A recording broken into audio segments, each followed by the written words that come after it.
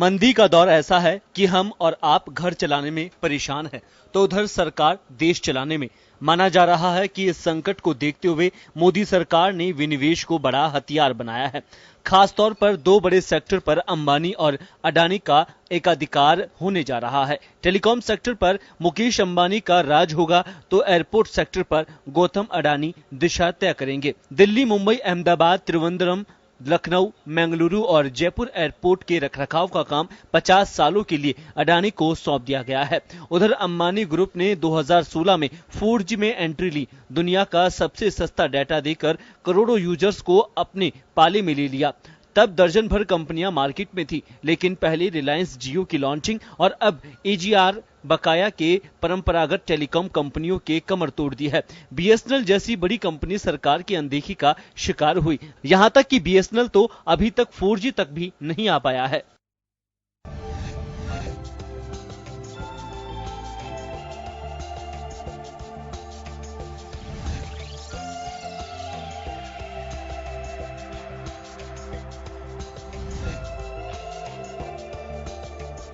सरकार के निजीकरण की राह पर विनिवेश भी एक कदम है। देश की लगभग 2 दर्जन से ज्यादा कंपनियों को भी सरकार विनिवेश के दायरे में ला सकती है, लेकिन निजीकरण में बढ़ते कदम पर कर्मचारियों में भी रोष है। रेलवे के लाखों कर्मचारी सड़कों पर आंदोलन कर रहे हैं, तो उधर बैंकिंग सेक्टर में भी कर्मचारियों ने निजीकरण का विरोध किया है। उधर कांग्रेस समेत विपक्षी पार्टियों ने भी केंद्र सरकार पर जमकर निशाना साधा और इसे केंद्र सरकार का फेल्योर करार दिया। UPA 1 और 2 के दौरान निजीकरण को दायरे में रखा गया, तो वहीं मोदी 1 में भी निजीकरण के प्रति मोदी सरकार का रुख ज्यादा लगाव वाला नहीं रहा। लेकिन मोदी 2 में सरकार ने बड़े प्रोजेक्ट में निजीकरण को हरी झंडी दे दी है, जो कि राजनीति और आर्थिक जगत में चर्चाओं का विषय बना हुआ है। ब्यूरो रिपोर्ट, जन TV न्यूज।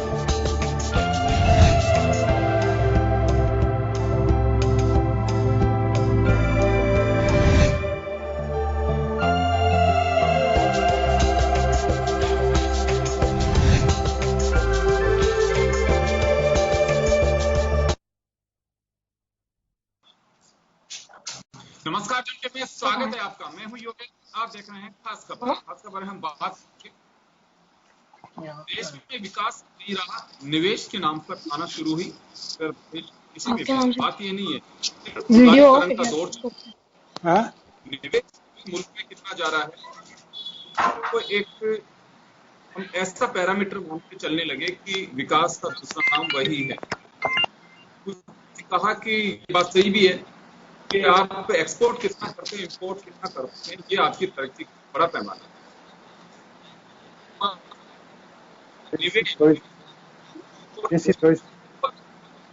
लेकिन हम चर्चा करेंगे निजीकरण को लेकर के। सरकार निजीकरण की राह पर एयरपोर्ट, ट्रेन, रेलवे रूट्स, और अभी आप देख रहे हैं कि कुछ रिपोर्ट्स ऐसी हैं कि जिसमें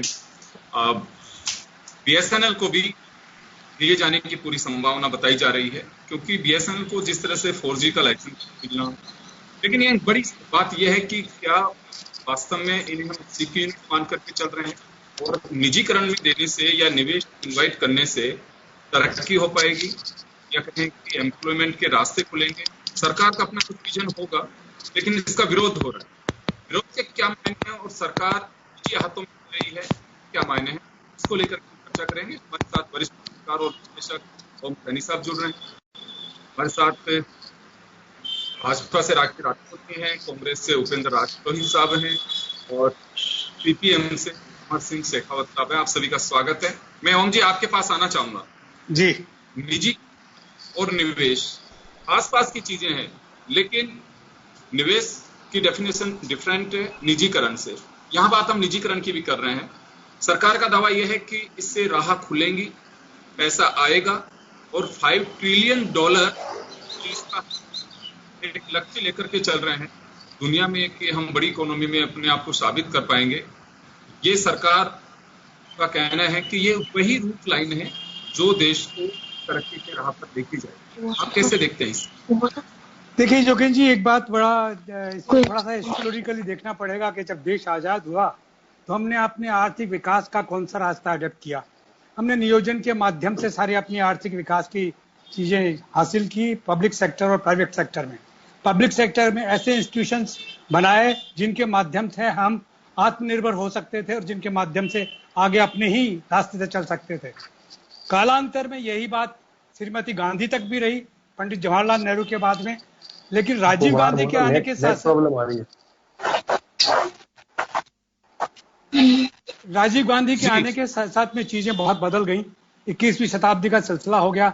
दुनिया जो शीत युद्ध में फंसी हुई थी, एक तरफ पूंजीवादी मुल्क थे, एक तरफ समाजवादी मुल्क थे, उनके युद्ध से अलग हो गई और सेंटर बन गया यूएनओ, और साथ साथ में उसकी डोमिनेशन के जो देश थे वो सोवियत संघ टूट गया, बिखर गया।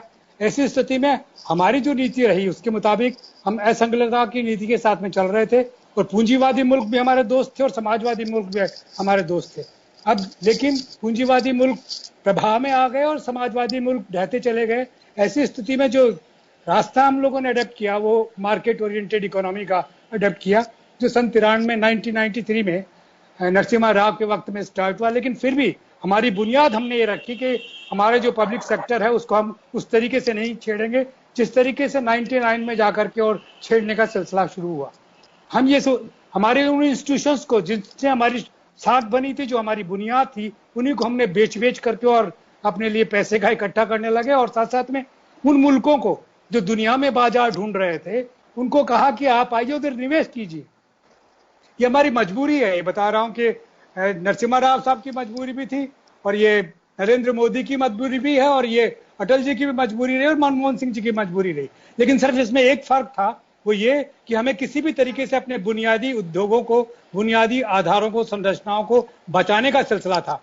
वो सिलसिला मनमोहन सिंह जी के रहते हुए भी यूपीए 1 में नहीं हुआ, क्योंकि यूपीए के साथ में जो लोग शामिल थे उन लोगों ने उनको ये इन इंस्टीट्यूशंस को छेड़ने की अनुमति नहीं दी। लेकिन यूपीए 2 में वो सारा सिलसिला स्टार्ट हुआ निवेश का। और आज जो आप सुन रहे हैं ये एक्सट्रीम है, और इस पे इतराने की बात नहीं है। ये हमारे लिए एक तरीके से सुसाइडल है। हमारे जो इंस्टीट्यूशंस, हमारा बीएसएनएल जिसके माध्यम से ओम जी, डर क्या है इसमें? डर क्या है? डर ये है कि इसमें जैसे अडानी आता है, जैसे अंबानी आते हैं, ये जो कॉर्पोरेट्स आते हैं तो ये अपने लाभ की बात करेंगे, अपने ही लाभ के लिए सारा, इनके लिए पीपुल इंपॉर्टेंट नहीं है, नागरिक महत्वपूर्ण नहीं है, अपने लाभ बहुत इंपॉर्टेंट है। क्या वजह है कि अंबानी की प्रॉपर्टी बढ़ रही है? क्या वजह है कि अडानी की बढ़ रही है? हम लोग भूख मर रहे हैं, हमारे बेरोजगारी बढ़ रही है, लोग परेशान हैं। ये क्यों हो रहा है? इसका मतलब सिस्टम में कोई गड़बड़ है। चाहे कितने ही मन की बात कीजिए आप, लेकिन सीधा सीधा पता लगता है कि कहां से क्या हो रहा है। और हमें ऐसी अर्थनीति को नहीं स्वीकार करना चाहिए जो हमारे स्थापित इंस्टीट्यूशंस को प्राइवेट सेक्टर में कोड़ियों के भाव में दे दे। क्यों दे दें जबकि हम खुद रन कर सकते हैं? मैं वापस आपके पास में आ रहा हूं, मैं वापस आऊंगा, मैं भंवर सिंह जी के पास में जाना चाहूंगा। भंवर सिंह जी, मैं देख रहा था कि रेलवे के निजीकरण के विरोध में कई मजदूर यूनियन हो रही है और एम्प्लॉय जो यूनियंस हैं वो भी। तो ऐसे में क्योंकि देखिए दो तरह के आज भी रेलवे में कुछ लोग संविदा कर्मी हैं, कुछ लोग परमानेंट जो जॉब वाले हैं भी हैं और जो रिटायर। इस तो है सरकार का एक में अच्छे कदम हो सके, रेलवे में निवेश आ सके, रेलवे बेहतर सुविधाएं दे सके, आम हिंदुस्तानी देश आने वाले लोग में उन्हें होना लगना चाहिए कि हाँ भारतीय रेलवे की यात्रा कर रहे हैं। तो इसमें विरोध किस बात का है?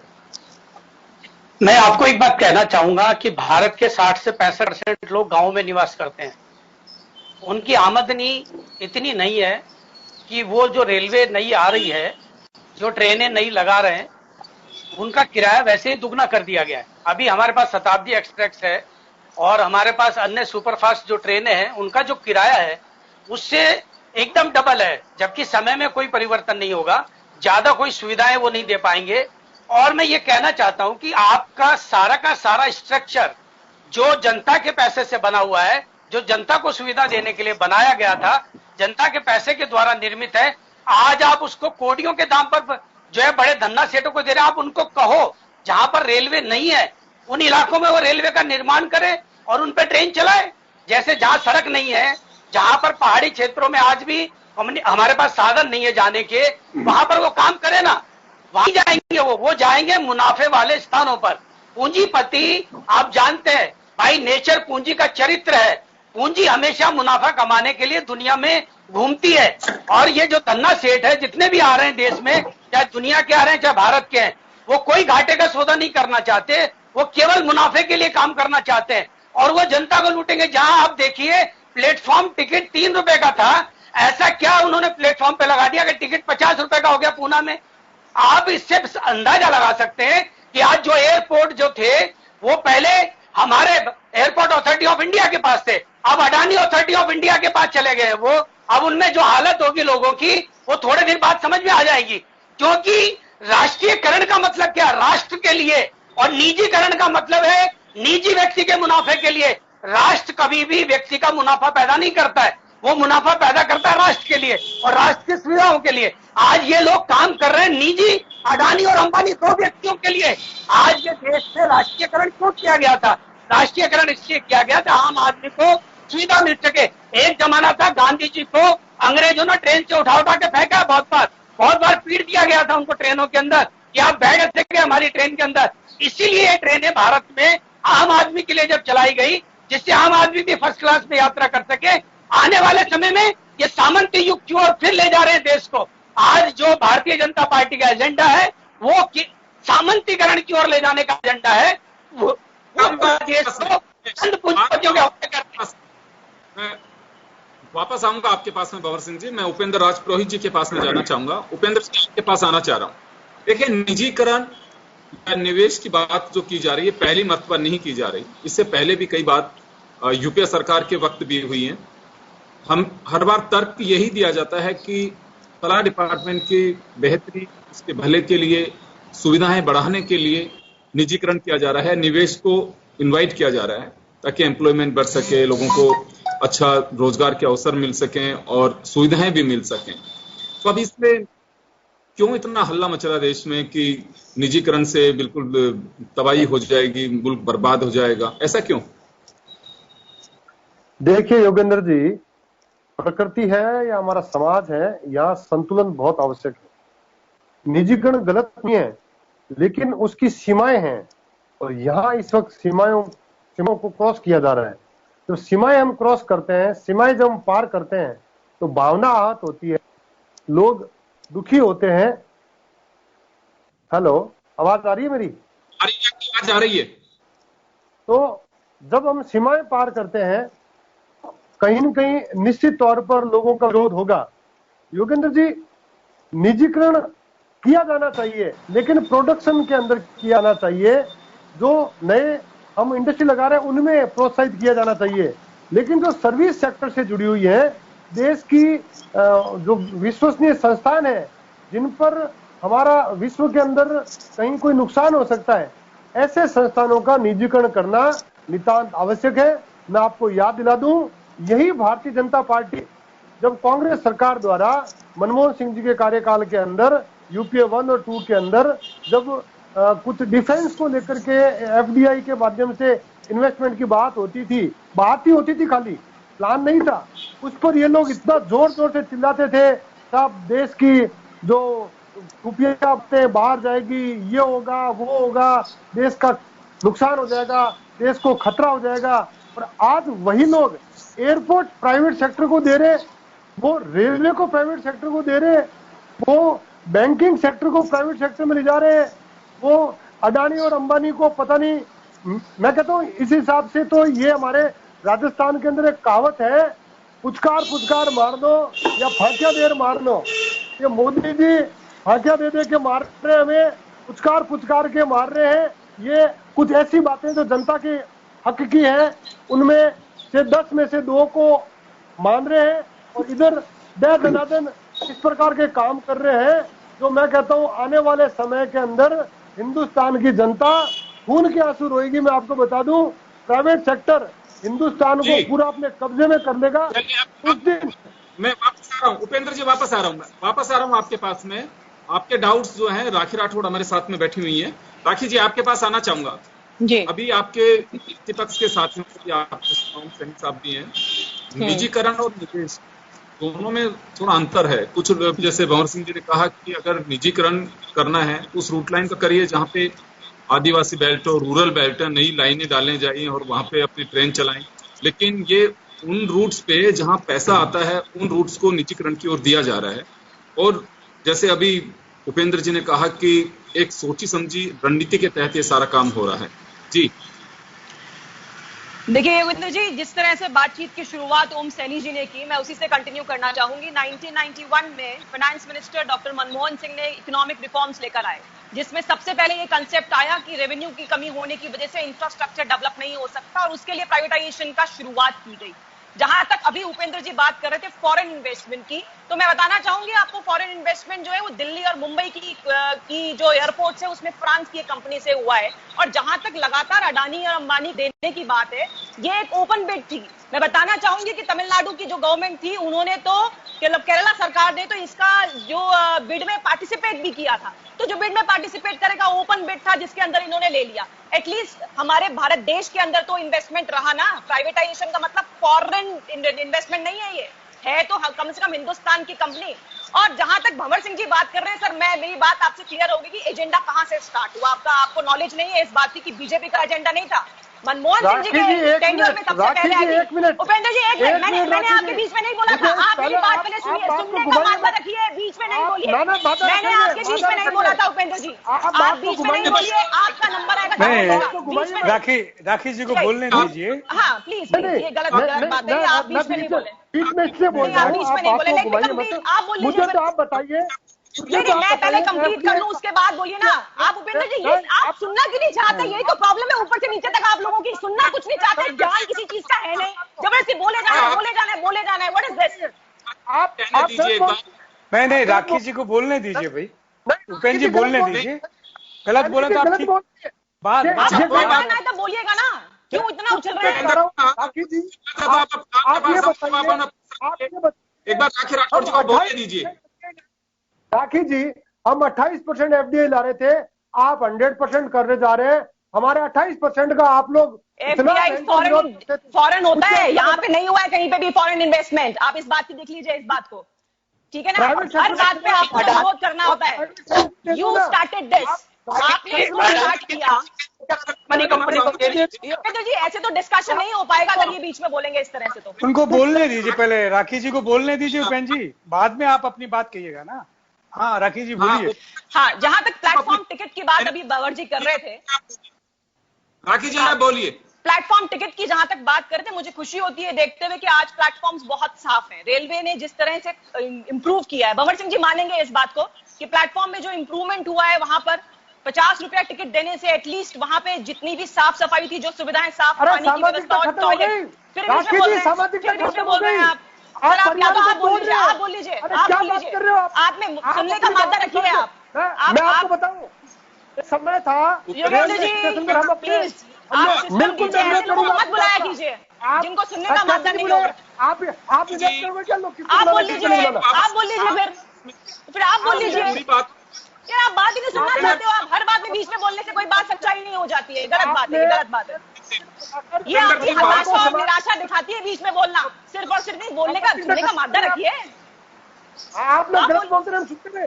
मतलब हम आपकी गलत बात का विरोध करें तो मादा हर बात पे विरोध करते हो सर, आप तो हर बात पे विरोध करते हो। इसलिए कोई गलत और सही का तो क्राइटेरिया ही नहीं है ना। आपके द्वारा गलत है, लेकिन जनता ने दोबारा मैंडेट दे करके मोदी जी को भेजा है, ठीक है। इसीलिए इस बात के मुद्दे पे बोलती हूँ मैं, ये जो बोलती हूँ। आपका तो विरोध हर बात पे होता है। चलिए योगेंद्र जी आप व्यवस्था दीजिए, तब तो बोले नहीं तो इनकी सुन लेते हैं। आप कहेंगे जैसे कर लेंगे। योगेंद्र जी आप बोलिए ना। नहीं बोले, आप सबको सुनाया राखी जी ने। राखी जी को जरा एक बार सुनिए, आप लोग भी जवाब। राखी जी बोलिए बोलिए बोलिए बोलिए। हाँ, तो प्राइवेटाइजेशन जैसे मैं कह रही थी, सबसे पहले स्टार्ट हुआ 1991 से, जब रेवेन्यू का प्रॉब्लम था, फिस्कल क्रंच था, तब इकोनॉमी को इंप्रूव करने के लिए इन्होंने इस तरह का इन्वेस्टमेंट किया। आज जो प्राइवेटाइजेशन किया जा रहा है, जैसे एयरपोर्ट की बात है, जयपुर एयरपोर्ट की, छोटी सी बात बोलूंगा मैं राखी जी, छोटी सी बात करना चाह रहा हूँ। आप 91 की जो बात कर रही हैं, वो उदारीकरण पे, ग्लोबलाइजेशन में दुनिया में सभी जगह ओपन मार्केट कर दिया गया, लेकिन निजी निवेश दोनों। मैं बता रही हूँ, नरेश चंद्र सुनिए, नरेश चंद्र कमेटी ने अपनी रिपोर्ट दी थी। नरेश चंद्र कमेटी ने रिपोर्ट दी थी 2003 में, और उसके बाद से ये प्राइवेटाइजेशन स्टार्ट हुआ। 2005 में सबसे पहले दिल्ली और मुंबई के अंदर एयरपोर्ट को प्राइवेटाइज किया गया, जिसमें फॉरेन इन्वेस्टमेंट था। फॉरेन इन्वेस्टमेंट के बाद में फॉरेन इन्वेस्टमेंट, उसमें सबसे पहले जीवीआर ग्रुप को दिया, दिल्ली का, मुंबई का, और उसमें फ्रांस की एक कंपनी का उसमें पार्टनरशिप थी, जो सबसे पहले स्टार्टिंग हुई 2005 में। लेकिन ये अच्छी बात है कि देखिए, मुंबई का जो एयरपोर्ट है, दिल्ली की जो एयरपोर्ट है, आज देखते हैं तो वहां सुविधाओं से लैस है। सुविधाएं बहुत अच्छी वहां पे दी गई है, और हम जब वहां पहुंचते हैं तो हमें देखकर लगता है कि हाँ, हम भी हिंदुस्तान में और एक शानदार एयरपोर्ट के अंदर हम लोग उन सुविधाओं का लाभ उठा रहे हैं। तो नो डाउट, अगर प्राइवेटाइजेशन किया जाता है तो जिस तरह का एयर ट्रैफिक अभी देखने को मिल रहा है, या सुविधाओं की बात करें, तो वो सुविधाएं जो है वहां इंप्रूव होती हैं। और अगर कोई इंडियन कंपनी आती है तो बहुत ही अच्छी बात है ना। हिंदुस्तान में अगर काम होता है तो सबसे अच्छी बात है। इसमें कहाँ प्रॉब्लम है बार बार एक ही चीज को डाउटफुल तरीके से देखना। और मैं ये बात भी कहूंगी, डाउट जो है वो अपना क्लियर कर ले सब, क्योंकि लास्ट ईयर भी थंपिंग विन के साथ में मोदी जी आए थे, और अभी भी जुलाई रहने दीजिए, इसको रहने दीजिए। आप इकोनॉमिक्स बताइए, मेदू जी का ज्ञान, वो ज्ञान मत दीजिए, सिर्फ इकोनॉमिक्स बोलिए। एमओटीएन के सर्वे में 68% भारतीय जनता ने विश्वास दिलाया है मोदी जी पर कि अगर 10 करोड़ लोग जूतियां रगड़ के मर गए, आपको पता है? आप क्या बोल रही हैं? हमने देखा है ना अभी कितने लोग मर गए ओम सैनी जी? 10 करोड़ मर गए क्या? जिनको कहाँ मर गए आप? जबरदस्ती कहाँ से हवाई स्टेटमेंट्स लेकर आ रहे हैं Om Saini ji? This is ridiculous. कौन सा सपना? Don't say ridiculous. It is ridiculous. Actually, you are saying the baseless. I tell you. These are baseless. What's the base? आप बताइए, रिपोर्ट बताइए। 10 करोड़ लोग मर गए, उसकी रिपोर्ट बताइए। नहीं, इकोनॉमिक्स आप बताइए, रिपोर्ट कहाँ है? हम बताते हैं। आप बताइए, रिपोर्ट कहाँ है? ओम सैनी रिपोर्ट बताइए आप। अरे रिपोर्ट अब वो देख लीजिए। अरे बताइए, रिपोर्ट कौन सी है? कौन सी रिपोर्ट है? रिपोर्ट पे तो इंस्टीट्यूशन कर दिए, इंस्टीट्यूशन आप ऐसे हवा में फिगर्स नहीं दे सकते। मैं जो दे रही हूँ फिगर्स पूरे पुख्ता फिगर्स हैं। आप बताइए ना, कहाँ से बोल रहे हैं ओम सैनी जी? कहाँ से बोल रहे हैं? कहाँ से? यहीं से, जयपुर से बोल रहा हूँ, जयपुर से बोल रहा हूँ। अरे फिगर्स कहाँ से बोल रहे हैं सर? फिगर्स को पटक दीजिए, झाड़ में फेंकिए, कूड़े में डाल दीजिए। लोगों को जॉब मिल रहा है क्या? बेरोजगारी की भीड़ देखिए, लोगों का परेशानियां देखिए। देखिए, जब इंफ्रास्ट्रक्चर बढ़ेगा तो जॉब्स भी बढ़ेंगे। समझाइए, वो सब ठीक है जी। क्या है उसको समझ में आने के बाद में उसका लॉजिकली जवाब हम देंगे, बता रहे हैं आपको। आप अपना इकोनॉमिक्स समझा दीजिए, मोदी जी का ज्ञान मत दीजिए, प्रशस्ति ज्ञान नहीं।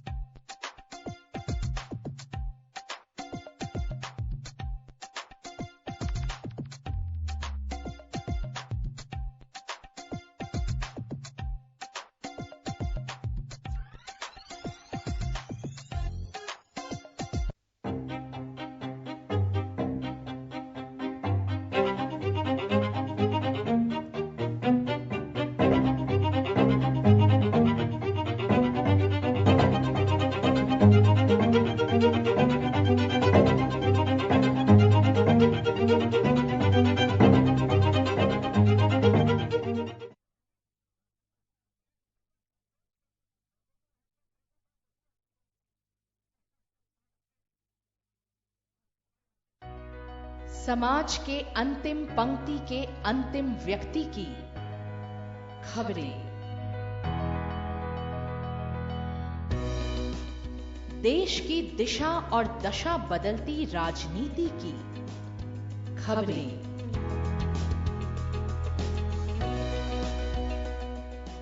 धोखा, विश्वासघात और अपराध की खबरें, जमीन पर चमकते चांद सितारों की खबरें, हर खबर से रहिए बाखबर, हर खबर की तह तक। जन टीवी, जन जन की आवाज।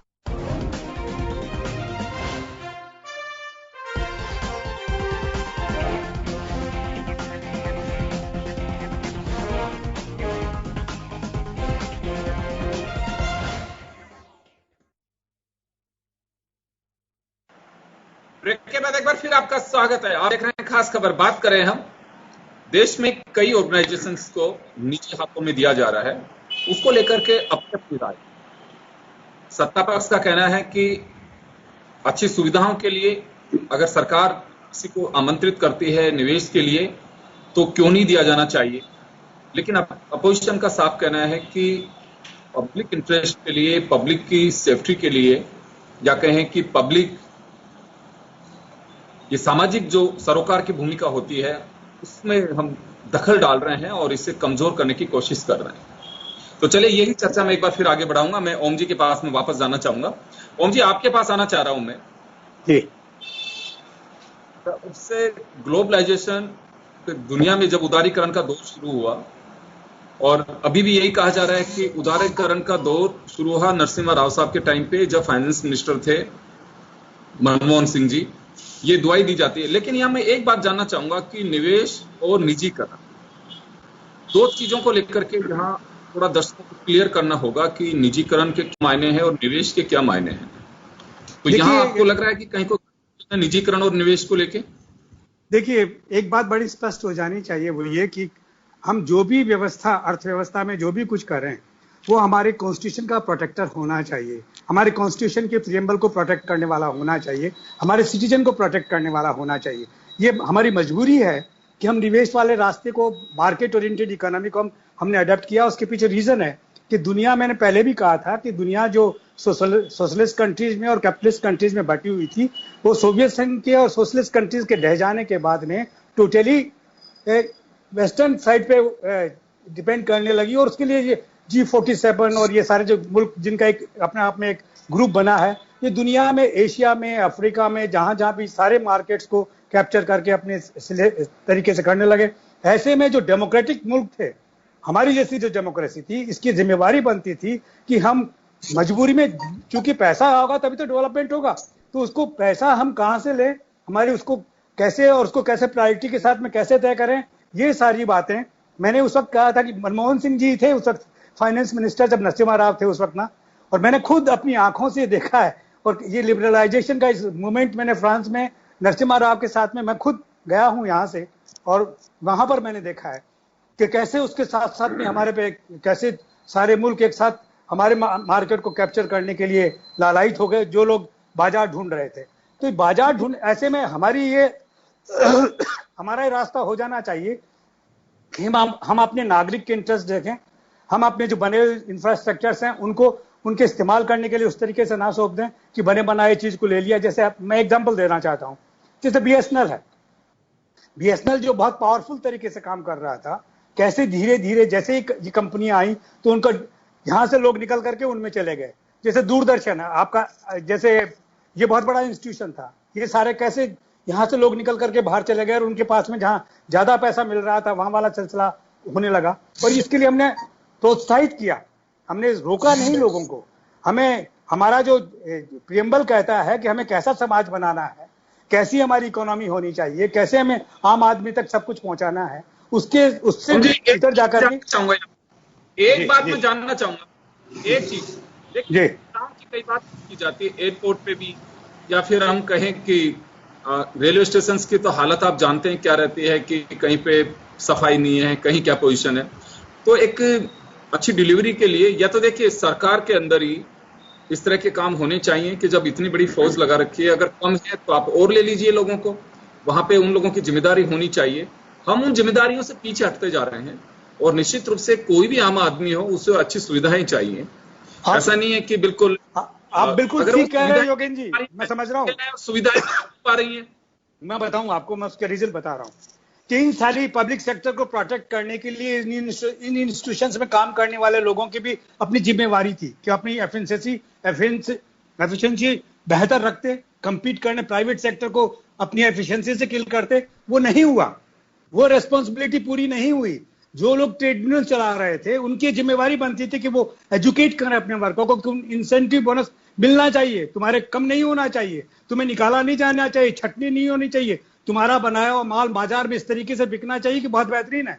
जैसे टाटा के यहाँ से बिकता रहा, बहुत सारी कंपनीज हैं। और मुझे मालूम है कि बीटी रणदीवे जो ट्रेड यूनियन CITU के रचयिता थे हिंदुस्तान के अंदर, उन्होंने तो खासतौर से अपने ट्रेड यूनियन के अनुयायियों को ये कहा था कि हमें अपने काम साल के अंत में जब बोनस लेना हो तब हिसाब करना मालिक से, अदरवाइज हमें बेहतर, हमारी क्वालिटी और ये सब चीजें बहुत बेहतर होनी चाहिए। लेकिन कालांतर में ये सब चीजें कमजोर हुई है और पब्लिक सेक्टर का जो सीन है वो कमजोर हुआ है। उसको बेहतर बनाने का काम जो जिम्मेवार ट्रेड यूनियन लीडर्स का था वो वैसे नहीं हुआ। और उसी की वजह से लोग कहने लगे कि साहब ये प्राइवेट वाला जो बैंक है वो कैसी सर्विस देता है, और एक गवर्नमेंट बैंक है इसमें बाबूजी पान खा के बैठे रहते हैं और काम कुछ करते नहीं। ये जो चीजें आई हैं इसमें कोई शक नहीं है कि पब्लिक सेक्टर की बुराइयां इस तरीके से पैदा हुई हैं कि लोगों ने रेस्पॉन्सिबिलिटी के साथ में काम नहीं किया, ट्रेड यूनियंस ने अपने अनुयायियों को ठीक से समझाया नहीं, और उसी का ये परिणाम है। लेकिन इसका मतलब ये नहीं है कि हमारे कॉन्स्टिट्यूशन में जो कुछ लिखा हुआ है उसको हासिल करने पर भी हम कंप्रोमाइज कर जाएंगे। मैं कह रहा हूं कि बाजार आज की तारीख में मार्केट ओरिएंटेड इकोनॉमी हमारी मजबूरी है, हम उसके बगैर हो नहीं सकते। निवेश करवाना हमारी मजबूरी है क्योंकि उससे आगे बढ़ नहीं सकते, क्योंकि उसके बगैर डेवलपमेंट नहीं होगा। लेकिन इस सब के लिए हमें अपने इंस्टीट्यूशंस को बेचना या किसी को देना इस तरीके से, तो उसको जांचना चाहिए। आप कहते हैं कि अडानी और अंबानी ये हमारे मुल्क के ही तो हैं कॉरपोरेट, लेकिन इनकी पूंजी में जबरदस्त इजाफा हो रहा है और आम आदमी की पूंजी में बिल्कुल नहीं हो रहा। तो ये सब कारण समझने चाहिए। ये जो भी समझदार अर्थशास्त्री होगा, जो भी इस देशभक्त सरकार होगी, वो इस बात को निश्चित रूप से देखेगी और इस निवेश के बारे में सोचने लगेगी कि ऐसा निवेश नहीं होना चाहिए। अब ये बना बनाया हमारा जो क्या कहते हैं एरोड्रोम है या हमारी जो रेलवे है, इसका सब कुछ आप प्राइवेटाइजेशन को दे दो, वो नहीं सोचेंगे। वैसे जैसे लालू जी ने रेल चलाई थी वो अलग किस्म की रेल थी, आम आदमी के लिए भी कुछ था उसके अंदर, लेकिन इसमें तो भंवर सिंह जी आपके पास आना चाहूंगा एक बार। भंवर सिंह जी आपके पास आना चाहूंगा। देखिए हम कई मरतबा ये देखते हैं कि गवर्नमेंट ऑर्गेनाइजेशंस जो हैं बहुत सारी जगह पे, आप यूनिवर्सिटीज को ले लीजिए, रेलवे को भी ले लीजिए, BSNL को ले लीजिए, वहां आपको मालूम है सर्विस डिलीवरी किस पोजीशन, बाबू बैठा होगा, लेकिन जैसे ओम जी ने भी सवाल भी खड़ा किया, बैठे होंगे लेकिन कहेंगे कि ये काम करना है, अच्छा 2 घंटे बाद में आना, कोई काम नहीं कर रहे हो। आज भी सरकार के कई ऑफिसों में यही हालात है। तो हमें ये नहीं लगता कि मोटा पैसा देकर के भी वो सुविधाएं नहीं दे पा रहे हैं हम, जो कम पैसे में दूसरा देने के लिए तैयार है। योगेंद्र जी, कम पैसे में कोई देने को तैयार नहीं। अभी नई रेल चलाई है, उसका किराया दुगना है। अगर वो आधे में ट्रेन चलाते तो मैं आपके निजीकरण की बात को स्वीकार कर लेता। आप जहां तक आरोप लगा रहे श्रमिकों पर, आपको बताऊं तमाम डिपार्टमेंटों में 40% नौकरी पे चल रहे हैं, कोई भर्ती नहीं हुई है। 81 के बाद में, 90 के बाद में भर्ती नहीं हो रही है। कौन से डिपार्टमेंट में? बिजली डिपार्टमेंट में आप जाइए, 81 के बाद कोई भर्ती नहीं की गई है, केवल JN और IN वगैरह भर्ती है, कोई वर्कर भर्ती नहीं हुआ है। और लोड बढ़ गया कम से कम 100 गुना से ज्यादा। आज वही वर्कर उसको चला रहे हैं। आज मैं आपको उदाहरण देना चाहता हूं। आप ये कह रहे हैं कि गवर्नमेंट एफिशिएंसी नहीं है। इंडियन ऑयल के जो अभी CEO थे मुख्य, उनको अंबानी ने अपने यहाँ पे लिया। अभी कल ही उन्होंने ज्वाइन किया अंबानी पेट्रोकेमिकल में। वो अंबानी का तेल का काम देखेंगे। अब आप देखिए भारतीय रेलवे में हमारे मोदी जी अपना तेल नहीं देते इंडियन ऑयल का या भारत पेट्रोलियम का, वो किसका तेल दे रहे हैं? उस तेल में तो कोई प्राइवेटाइजेशन नहीं है ना। भारतीय कंपनी का तेल नहीं जाकर के वो अंबानी का तेल दे रहे हैं। रिलायंस पे पेट्रोकेमिकल्स का तेल आज पूरी भारतीय रेलवे को दिया जाता है। अरे आप खुद मार रहे हो अपनी सरकारी संस्थाओं को। गुनहगार सरकार है, कोई कर्मचारी गुनहगार नहीं है। भारत पेट्रोलियम, इंडियन ऑयल, तमाम कंपनियां भारी मुनाफे में चल रही है। आज किसने मारा? रिलायंस ने BSNL को मारा। आज 5 लाख करोड़ की संपत्ति अंबानी को बेचने के लिए इन्होंने उसको 2G से आगे नहीं बढ़ने दे रहे। ये कैसे देश के लोग हैं? आज हमारे देश का प्रधानमंत्री उसको 4G नहीं दे रहा है। अगर BSNL को 4G दिया होता तो अंबानी की औकात नहीं होती, देश में इस तरह से बढ़ जाता। BSNL के कर्मचारी और वहां के अधिकारी इतने काबिल है तो वो इसको खत्म कर देते BSNL अंबानी को, लेकिन ये चंदा देता है 45,000 करोड़ आज जो है मोदी जी को चुनाव लड़ने के लिए, उनको जीतने के लिए। इसलिए आज गुंडा लोग आज अपनी वर्क व्हाट इज दिस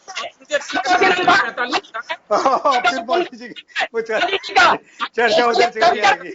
नहीं, चर्चा वो काम करना चाहते नहीं है। और 2G कब हुआ ये मालूम नहीं है। मोदी जी की सरकार में हुआ 2G घोटाला, 3G घोटाला, जीजाजी घोटाला, सब पूरे हिंदुस्तान को मालूम है। चिल्लाने में कुछ नहीं होता, काम करना नहीं चाहते हैं। आपको कहना चाहता हूँ, आज इन्होंने देश को गिरवे रख दिया है। अरे प्रधानमंत्री बना दो अंबानी को, वो देश में चला लेगा। तुम्हारी बीजेपी वालों की जरूरत क्या है इस देश में? जाओ अपने घर पे एक ठेकेदार नियुक्त कर दो ना। कहने से बीजेपी कहीं जाएगी नहीं, विश्व की सबसे बड़ी पार्टी है। आप काम करें, अपना काम करेंगे तो ज्यादा अच्छा रहेगा। विश्व की सबसे बड़ी पार्टी को यूं ना लड़कारे और देश छोड़ना चाहिए इसको, और अंबानी को दे दो अगर अंबानी काबिल है तो। भाई क्या बात है, पूरे देश को बर्बाद कर रहे हो। 15 करोड़ लोग बेरोजगार हैं। आज हर घर में लोग बेरोजगार होकर आके बैठे। मेरे मोहल्ले में जितने नौजवान लड़के थे बंबई से, सूरत से, अहमदाबाद से, घर पे आके बैठ गए। कोई पूछने वाला नहीं है आज उनके घर में खाने को दाने हैं या नहीं है। इन्होंने बिजली को पूरा प्राइवेटाइजेशन कर दिया। 17 रुपए पर यूनिट में बिजली खरीदते हैं अडानी से, और 3 रुपए यूनिट में जो हमारा पावर हाउस बना रहा है उसको बंद करते हैं ये लोग। और फिर क्या कहते हैं, हमारा एग्रीमेंट है, हम अडानी से बिजली खरीदेंगे। हम सरकार की बिजली, हमारा पावर हाउस जो थर्मल है उसको बंद किया जा रहा है, तो 3 रुपए यूनिट में बनाता है। बताइए एक बात, भंवर सिंह जी, एक बात मैं कहना चाहूंगा आपको। एक बात बताइए मुझे। चलिए राजस्थान का एक छोटा सा मैं जिक्र करना चाहूंगा। अभी विंड पावर के जो बड़े कॉन्ट्रैक्ट्स मिले हैं 3,000 करोड़ के कितने हैं कि वो अडानी को, राजस्थान गवर्नमेंट ने भी उसमें उनको ऑर्डर तो सारे यहीं से मिले।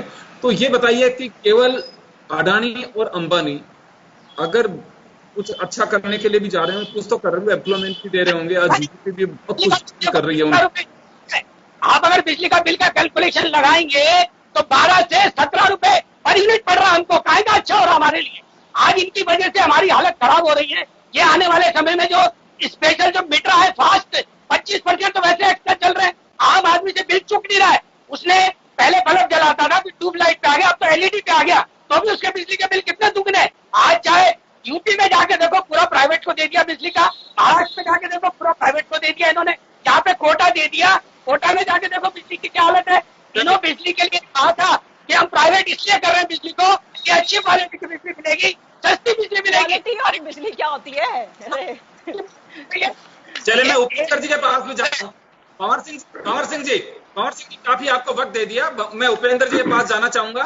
उसके बाद आप लोगों से मेरी गुजारिश है कि आपके तमाम आरोपों का जवाब राखी राठौड़ देंगी, तो आप बड़े धैर्य से सुनिए। उन्होंने पूरी बातें सुनी आप लोगों की, तो आप लोग भी जरा सुनिए उनको, आप क्या देती हैं। उपेंद्र जी आपके पास आना चाह रहा हूं मैं। उपेंद्र जी आपके पास आ रहा हूं मैं। उपेंद्र जी आप मुझे सुन पा रहे हैं? हाँ बिल्कुल आ रही है, आवाज आ रही है। जी बिल्कुल। तो यही निजीकरण और निवेश दोनों को लेकर के हम चर्चा करेंगे। जो सरकार आती है, कोई सरकार हो, आपके वक्त में जब ये सिलसिला चला तो आप लोगों ने उसे जस्टिफाई करने की कोशिश की कि बेहतरी यही है, देश का विकास का एजेंडा यही होगा, दुनिया इसी रूट पे चल रही है। अब बीजेपी वही बात कह रही है जिसका बीजेपी विरोध करती थी, आज आप लोग विरोध कर रहे हैं। तो इसे एक पॉलिटिकल या डिप्लोमेटिक विरोध कहें या फिर कुछ वास्तव में पॉलिटिकल विरोध कहें, या फिर वास्तव में इसकी डेप्थ है कि हाँ ये रोका जाना चाहिए या हम लोग रोकते, हमारे हाथ से निकल गई। देखिए योगेंद्र जी, ऐसा नहीं है। भारतीय जनता पार्टी विरोध करने की इनकी बचपन से ही आरएसएस की शाखा के अंदर इनको विरोध आप बचपन से आरएसएस की शाखा के अंदर को कौन सी लगती है क्लासें, उन क्लासों के अंदर आप लोग विरोध करना का बीज बच्चे के अंदर बो देते हैं। देखिए योगेंद्र जी, निजीकरण और निवेश, बिल्कुल मैं इनको दोनों को अलग अलग बताऊंगा।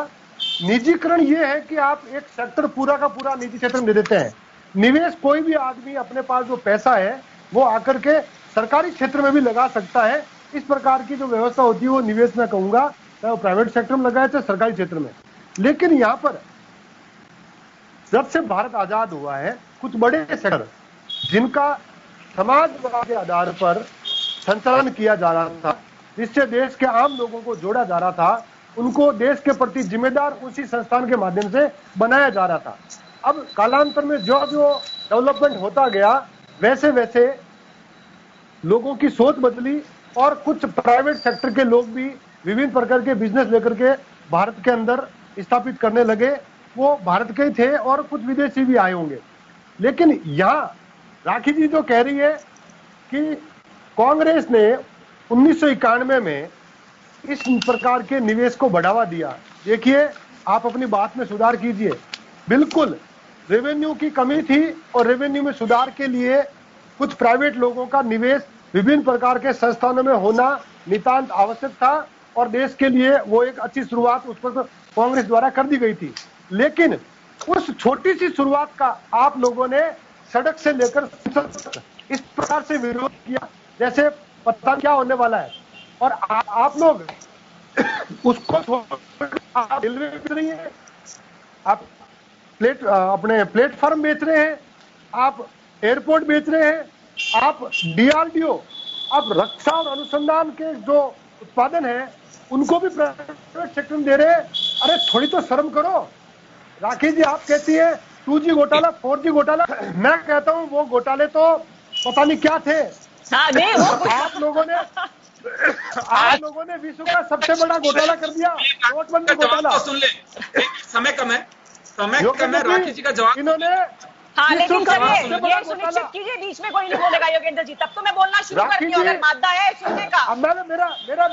मेरा लास्ट बात है, आप ये बताइए विश्व का सबसे बड़ा घोटाला नोटबंदी घोटाला आपने नहीं किया क्या? कौन सा घोटाला का घोटाला? आप लोग सिर्फ बोलना होता है और कुछ नहीं होता है घोटाला। 2G तो कोई बात नहीं, 2G 3G जीजा जी तो कोई बात नहीं, बच्चों के जबान पे था, लेकिन नोटबंदी घोटाला कैसी बातें करते हैं? समय कम है, जवाब सुन लीजिए, राखी जी का जवाब सुन लीजिए, समय कम है। जी राखी जी आपके पास सारे आरोप मैं लगा जी बताएं।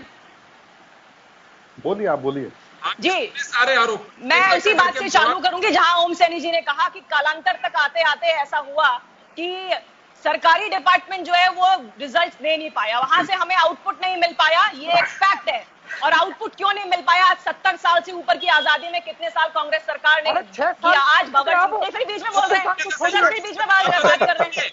भगत सिंह जी इतनी लंबी बात कर रहे थे, लेकिन अगर इतनी लंबी बात अपने डिपार्टमेंट में काम करने के लिए करते तो BSNL और बिजली की बात नहीं की जाती यहाँ पे।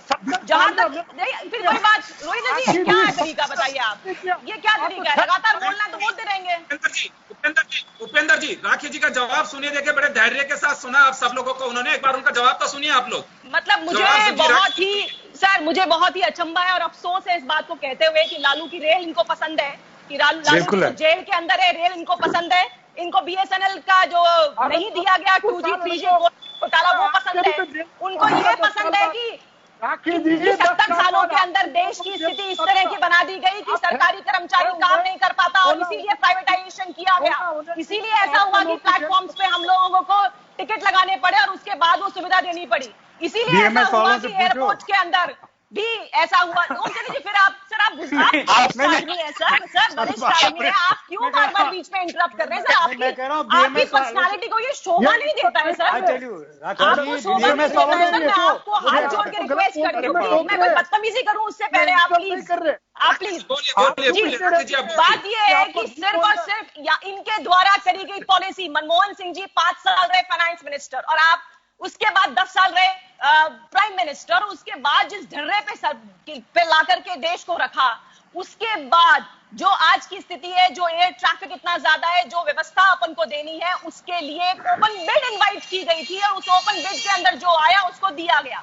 अभी आप बात कर रहे थे कि एग्जिस्टिंग इंफ्रास्ट्रक्चर, एग्जिस्टिंग नहीं, उसने बहुत चेंज किया, आमूल चूल परिवर्तन हुए, जो एयरपोर्ट्स प्राइवेट हो गए हैं, उनमें बहुत इन्वेस्टमेंट हुआ है, उसको वर्ल्ड क्लास लेवल का बनाया गया है। अब क्योंकि सरकार के पास रेवेन्यू की कमी है, पब्लिक को उसमें पूरा उनको व्यवस्था देनी है, सुविधाएं देनी है, उसके लिए ये काम किया गया। राजपुरोहित जी प्लीज, अरे सर आप क्यों बातों में बीच में बोल रहे हैं? मैं आपके बीच में नहीं बोली थी। ये क्या तरीका है सर? अगर ये हल्ला गुल्ला करवाने का आप बोलिए, हम भी चिल्ला लेते हैं। नहीं, आपका गला खराब हो गया, अब आप चुप हो जाइए। देखिए अपने घोटाले और जिस तरह से यूपीएस फर्स्ट और यूपीएस सेकंड में जिस तरह के घोटाले रहे, उनको छुपाने के बाद इनके पास जैसे किसियानी बिल्ली धम्बा नोचे वाली बात है, इनको ये प्रॉब्लम है। सवाल है मेरा जी, एक छोटा सा सवाल है मेरा, राखी जी एक छोटा सा सवाल है मेरा। जी जब भी एफडीआई की बात आती थी और निजीकरण की जब भी कभी बात हुई, तो उसमें बीजेपी ने हमेशा भारत बंद से ही आंदोलन की शुरुआत की। बिल्कुल तो बहुत सारी जगह देखिए, मैं योगेंद्र जी मैं अभी भी इसके पक्ष में हूं कि फॉरेन इन्वेस्टमेंट नहीं होना चाहिए, लेकिन कई जगह पे मैं बता रही हूँ ढर्रा, इसका कालांतर वर्ड ओम सैनी जी ने भी यूज किया, पुरोहित जी ने भी यूज किया। कालांतर आते आते इस तरह की स्थिति हो गई कि कई जगह पे ये करना पड़ा। लेकिन देखिए अभी भी वोकल फॉर लोकल की बात लगातार की जाती है। डिफेंस की बात करूंगी, डिफेंस के अंदर 101 ऐसी चीजें हैं जो यहाँ पर निर्माण की बात की गई। लगातार ये बात रहती है कि हम खुद बनाएं, हम खुद करें, अपने आसपास के बनने वाली चीजों को आगे प्रमोट करें। ये कंसेप्ट अभी भी भारतीय जनता पार्टी का है कि हम जो लोकल चीजें हैं उसी को आगे बढ़े। डिफेंस के अंदर भी 101 चीजें अभी डिक्लेयर कर दी है, जिसको 2024 के बाद से डिफेंस नहीं खरीदेगा। तो अल्टीमेटली काम वही है, करना वही चाहते हैं कि हम लोग खुद बनाएं और अपनी बनाई हुई चीजों को आगे प्रोसीड करें। लेकिन होता क्या है कि इतने लंबे समय तक राज के बाद में कई चीजों में आपकी मजबूरी होती है। सवाल है मेरा, जाते जाते एक सवाल जरूर करता हूं आपसे। मुझे ये बताइए कि जब भी कभी निजीकरण की बात पूर्ववर्ती सरकार के वक्त होती थी, तो बीजेपी ने भारत बंद कर कि देश को भेंट डालेंगे, एक एक चीज को अपने चाहतों को। अब मुझे बताइए, उस वक्त भी तो देखिए इतना बड़ा अगर निवेश या बड़ी अगर कंपनियों को अगर को दिया जाता है तो ओपन बिड चलते, ओपन में टेंडर किए जाते हैं, जैसे आप भी कह रही हैं। तो ये बताइए उस समय के जो टेंडर प्रणाली थी उस पर तो आप सवाल खड़ा कर रहे थे। आज आपकी टेंडर प्रणाली कैसे कोई यकीन करेगा कि आप जो कर रहे हैं? देखिए योगेंद्र जी, जैसे मैंने पहले कहा, फॉरेन नहीं, या तो भरोसा रखना चाहिए राजनीतिक दलों को कि जिसकी जब भी सरकार रही है उसने बेहतर काम किया होगा और देश की तरक्की के लिए ही किया होगा। या तो ये एजेंडा होना चाहिए, ये भरोसा होना चाहिए कायम, मुझे लगता है, या फिर ये होना चाहिए कि बिल्कुल हम जो कर रहे हैं सही है, वो कर रहा है जो गलत है। तो इसको कैसे जस्टिफाई करेंगे हम? योगेंद्र जी, सबसे पहली बात, फॉरेन इन्वेस्टमेंट के अभी भी भारतीय जनता पार्टी नहीं चाहती कि बाहर से कोई इन्वेस्टर आए। इन्वेस्टर अगर हो तो हिंदुस्तान का हो, अगर काम हो हिंदुस्तान में हो, ठीक है। अगर ये काम होगा तभी लोकल की बात की जाती है, तभी ये कहा जाता है कि अदरवाइज देखिए क्या है, जिस तरह का ढर्रा पिछले 70 सालों में बन गया उसको चेंज करने में टाइम लगेगा। अगर टाइम नहीं, अदरवाइज नहीं हो पाएगी ये चीज। बात ये है, माफी चाहूंगा, समय का मैं रोकना चाहूंगा सभी गेस्ट। दो लाइन तो सुनो। बात यही कि निजीकरण, निवेश हमेशा राजनीतिक मुद्दे रहे हैं और आगे भी रहेंगे। इसमें कहीं कोई मुझे लगता है कि आश्चर्य नहीं होना चाहिए। एजेंडा तब बदल जाता है कि जब आप कुर्सी पे किस तरफ हैं। अगर आप सत्ता पक्ष में हैं तो निजीकरण भी बेहतर होगा, निवेश भी अच्छा होगा, और आप अपोजिशन में हैं तो निश्चित रूप से भारत का दुर्भाग्य होगा निजीकरण और निवेश। तो ये राजनीतिक दलों को तय करना चाहिए कि हमारा निजीकरण और निवेश तो कैसे बेहतर है और दूसरे का खराब है। तो ये मुझे लगता है कि पहली मर्तबा नहीं है, इस तरह के हालात बनते रहे हैं। और भरोसा एक आम जन तो कर सकता है, लेकिन लगता है कि अगर मोनोपोली जो है, अगर सरकार उस पर लगाम नहीं लगाएगी तो मुझे लगता है कि बड़ी मुश्किल की बात होगी। 50 साल के लिए आप किसी को एयरपोर्ट तो दे रहे हो, उसको जेब, सबसे बड़ा जो डर एक आम कंज्यूमर को लगता है वो लगता है कि मेरी जेब ज्यादा ना कटे। राखी जी जरा इस पे लगाम जरूर लगवा के रखिए। तो चलिए, बहुत बहुत शुक्रिया आप सभी का। खास खबर में इतना ही, दीजिए इजाजत।